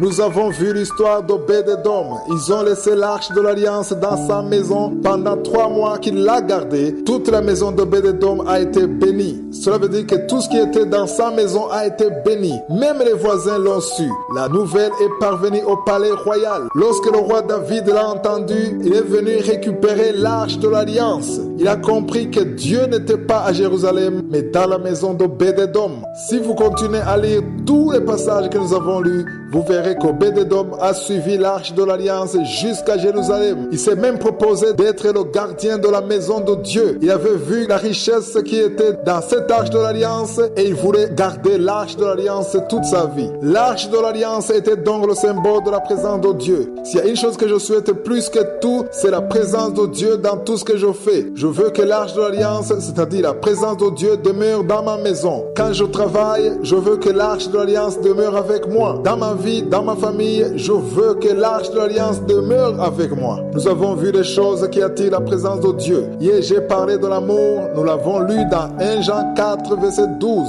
où il est écrit « Personne n'a jamais vu Dieu. Si nous nous aimons les uns les autres, Dieu demeure en nous. Et son amour est parfait en nous.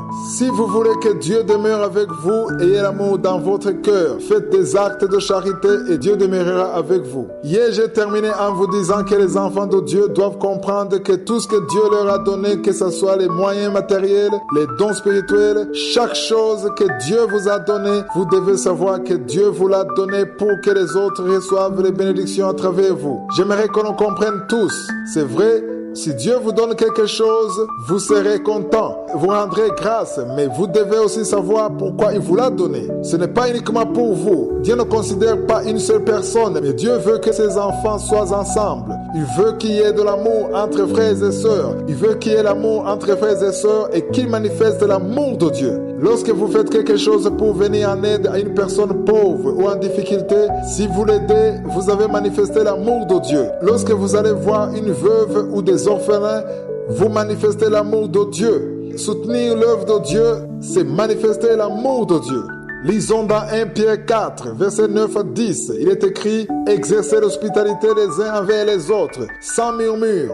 Comme de bons dispensateurs de diverses grâces de Dieu, que chacun de vous mette au service des autres le don qu'il a reçu. » Cela veut dire que les autres doivent bénéficier de ce que Dieu vous a donné, que ce soit l'argent, les dons spirituels, les connaissances, etc. Changeons notre façon de voir les choses. Priez toujours en demandant à Dieu de vous permettre d'être une bénédiction pour les autres. Lorsque vous avez cet esprit d'être une bénédiction pour les autres, si vous voulez toujours bénir les autres, cela veut dire que vous attirez l'arche de l'alliance dans votre vie. Dieu veut voir des gens qui se soucient des autres. Il ne veut pas voir des gens qui ne se soucient que d'eux-mêmes. Il veut voir des gens qui ne se lamentent pas, mais qui rendent grâce à Dieu, qui parlent de sa bonté, de son amour. Non seulement ils en parlent, mais ils le manifestent. Ce n'est pas juste des mots, mais des actes. J'aimerais vous dire qu'il ne suffit pas de dire que vous aimez une personne. Cela ne suffit pas. Dieu veut voir les fruits de cet amour. Faites quelque chose pour votre frère ou pour votre sœur, pour la gloire de Dieu. Dieu veut voir un acte d'amour. Il y a une chose spéciale que l'Esprit de Dieu est en train de nous enseigner à propos de comment nous devons récupérer l'arche de l'Alliance, la présence de Dieu dans notre vie. C'est très important car beaucoup de personnes ne veulent plus prier. Ça ne sert à rien puisqu'ils ne ressentent plus la présence de Dieu.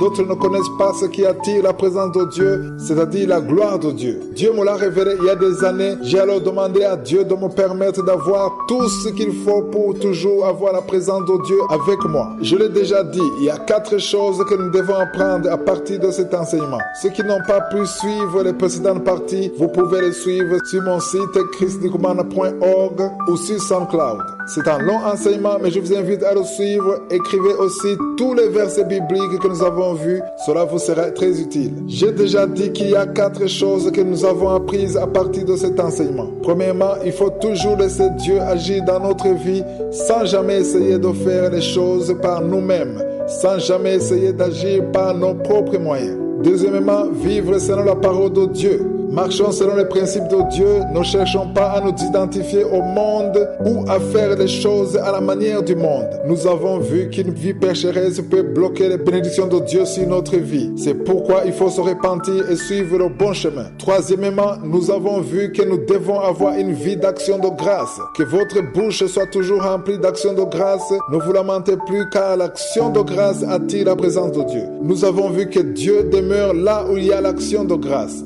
Quatrièmement, nous devons partager ce que nous avons avec ceux qui sont dans le besoin. Ceux qui ont des problèmes, que ce soit les veuves, les orphelins, les pauvres, un frère en Christ ou une sœur en Christ dans le besoin. Faire preuve de charité, toute action de charité ou d'amour attirera la présence de Dieu dans votre vie. Nous avons vu que Dieu demeure dans un endroit où il y a l'amour. Nous avons lu dans 1 Jean 4,12 qui dit « Personne n'a jamais vu Dieu. Si nous nous aimons les uns les autres, Dieu demeure en nous et son amour est parfait en nous. » Et dans 1 Pierre 4,10, nous avons lu ceci. Comme de bons dispensateurs de diverses grâces de Dieu, que chacun de vous mette au service des autres le don qu'il a reçu. Chaque fois que vous vous souciez des autres, vous manifestez l'amour de Dieu et l'amour attire la présence de Dieu. Hier, j'ai terminé en vous disant qu'avoir l'amour dans son cœur, ce n'est pas seulement dire à votre frère ou à votre soeur que vous l'aimez, ce n'est pas seulement le bénir avec votre bouche, mais il faut que cet amour soit manifesté par les œuvres. Aujourd'hui, j'aimerais qu'on lise dans 1 Jean 3, 17 à 18. Il est écrit, si quelqu'un possède les biens du monde et que voyant son frère dans le besoin, il lui ferme ses entrailles, comment l'amour de Dieu demeure-t-il en lui?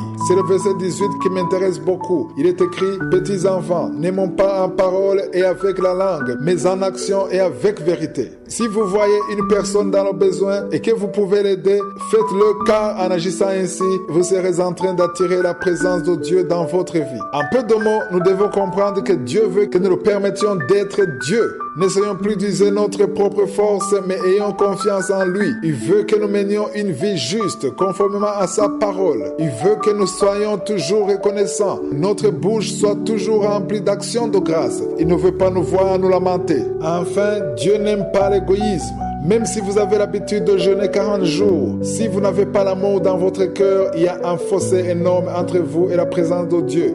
Dieu veut vous voir bénir les autres. Vous ne pouvez pas passer tout un mois à ne vous soucier que de votre enfant, votre femme ou votre mari, sans vous soucier d'aucune autre personne. Il faut qu'il y ait au moins une autre personne qui bénéficie de ce que vous avez reçu comme bénédiction. Dieu veut vous voir partager avec les autres et surtout avec ceux qui sont dans le besoin, ceux qui n'ont pas ce que vous avez. C'est là que vous aurez manifesté l'amour de Dieu. L'Arche de l'Alliance demeurera en vous. Il y a beaucoup de choses qui ne pourront plus demeurer dans votre vie. Les démons fuiront, le diable fuira. Ce n'est pas votre présence qu'il fuira, mais il fuira la présence de Dieu en vous. C'est donc ici que nous terminons cet enseignement. J'espère que vous avez appris quelque chose et partagez-le avec les autres. Que Jésus vous protège. À la semaine prochaine.